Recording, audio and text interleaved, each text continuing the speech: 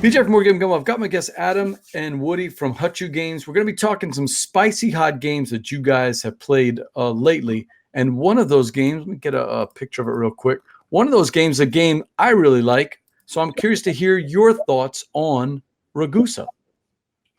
Yeah, so I think I've played Ragusa 4 times in the last month, which is not more than I've played Plunderbund, but it's getting up there.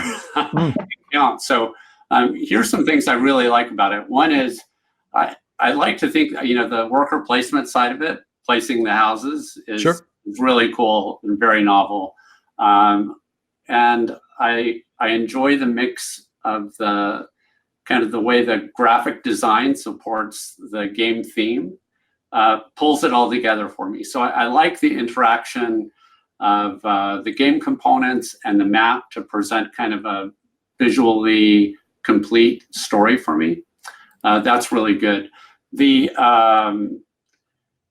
other thing is there's a lot of nuance in the rules.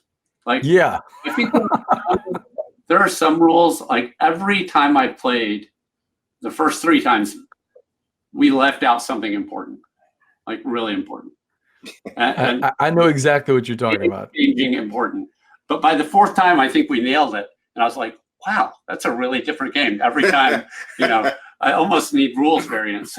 I know we didn't play it all correctly. I mean, we got the gist of the game, but the first 2 times we did not play it all correctly. But the 3rd time, I think we got it. And kudos to Fabio, the designer. He's very active on the BGG forums. He's very active on social media. So he's helped out a lot. And that's one thing that kudos to any designer that does that. Sticking with the game and keeping it, because the rule book left a little to be desired, I think, right? And I'll say we didn't. A lot of it's there is the thing, and a lot of it's just reading it really carefully and not forgetting. Some things called out, but maybe it's just a sentence. But you skip that sentence that it has dramatic implication. Hey, bold, underline, highlights, set-offs. Those are your friends, board game designers or editors. Those are your friends, because we especially like at BGG Con, we are speed reading a lot of these rules because we've got limited time and we're trying to get through these rules. And if you highlight something, we know it's important to you. And there are a couple of rules in Ragusa that probably just needed to be highlighted. But one of the things that just struck me as curious with Ragusa, and I'm scratching my head, maybe you guys can help me. I've asked 10 people and no one can think of one. Is there any other game where you start out with a certain number of workers and you place them and you never get them back and you never increase the size of your workers? I can't think of one.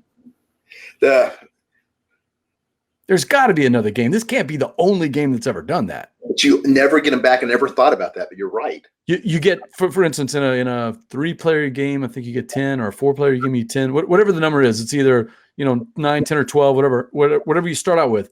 That's all you get. You place them out. They never come back to you. The actions come back to you, and that's the twist for the Ragusa.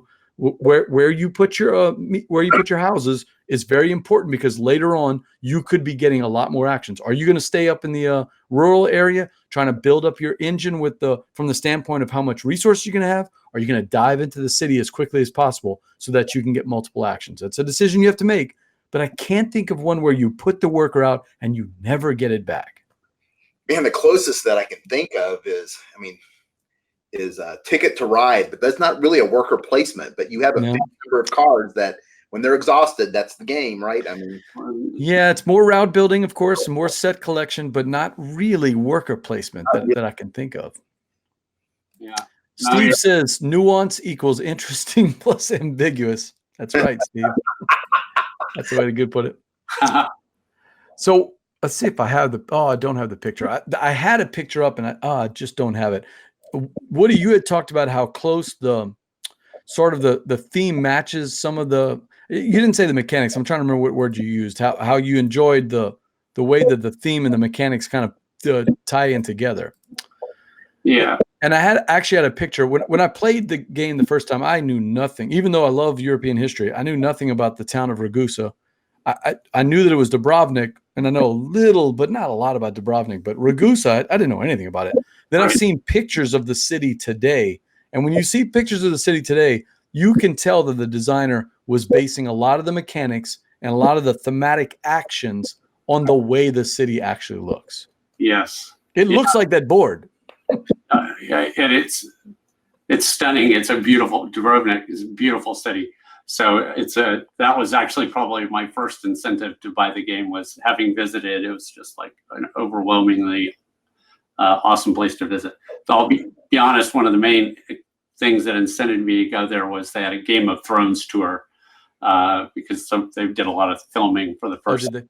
Yeah, but there's been a couple of complaints on the internet, and I wanted you guys to address it. The first move is obviously scripted because you have. I mean, it's in the rule book. You have to play in the rural area next to the wood.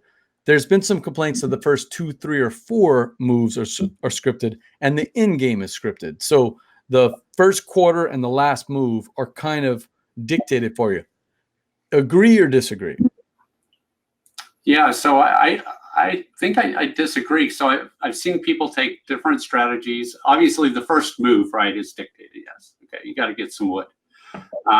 But there's some strategy, and I've seen people take different tactics there.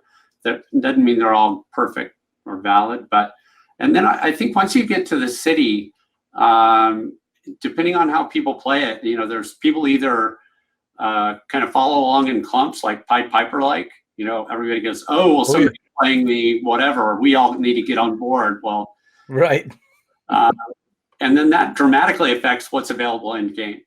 So yeah, I don't see the end game similarities or kind of scripted issues that others have observed. So the beginning scripting is something, if you play Plunderbund, our game, we do something similar, but it's kind of like it's a baby steps into the game, Sure. And to be honest with you, the baby steps into the game, even if you've already played the game before, is still nice. You just generally do it faster, but you kind of ease in. And what I really like about the end game, even though you're right, it feels kind of forced, but a lot of decisions you made in the middle game, are coming back in those last end moves. I mean, I love games that accelerate as they get further down, and Ragusa kind of accelerates itself. So you don't end up with this like gigantic mishmash of decision and thought, analysis paralysis at the end, because it kind of narrows your choices at the end. I like that. So I played 3 games. I played it at 2, 3, and 4. I have not played the 5-player yet. That's hopefully going to come this weekend, but 2, 3, and 4. And I've seen a different strategy win every time.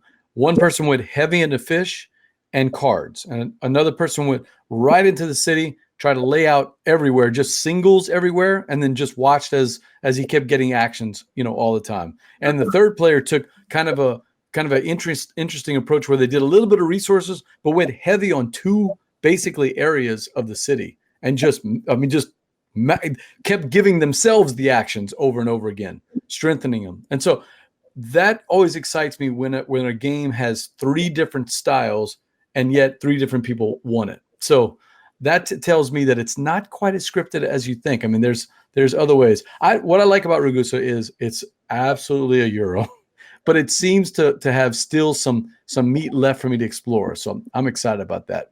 I'm glad you guys put that on the list.